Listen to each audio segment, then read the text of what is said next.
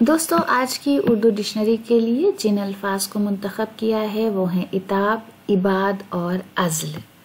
शुरुआत करते हैं लफ्ज़ इताब के साथ। ऐन के साथ लिखा जाएगा, ते आएगा, याद रखिए। इताब का मतलब है गुस्सा, गज़ब, डांटना, डपटना, झिड़कना, खफगी, नाराज़गी, कहर और मलामत।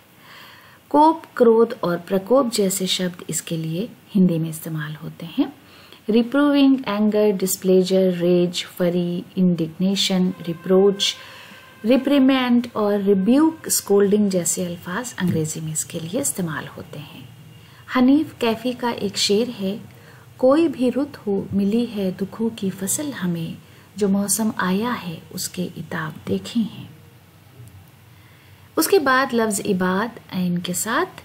इबाद का मतलब है बंदे, गुलाम, खिदमतगुजार, सेवक गण और दास। होली मैन, डिवोटीज, सर्वेंट्स और स्लेव्स जैसे अल्फाज इसके लिए इस्तेमाल होते हैं। फिर लफ्ज अज़्ल ऐन के साथ। अज़्ल का मतलब है बरतरफी, ओहदे से हटाना, माजूली, मौकूफी, बरतरफी और नस्ब की जिद। पदच्युत होने की अवस्था, स्थगन और आपदस्थ होना, डिसमिसल, रिमूवल फ्रॉम ऑफिस। दोस्तों, आज की उर्दू डिक्शनरी के लिए ये हमारी छोटी सी पेशकश थी। उम्मीद है कि वीडियो आपको पसंद आया होगा। वीडियो देखने के लिए बहुत बहुत शुक्रिया।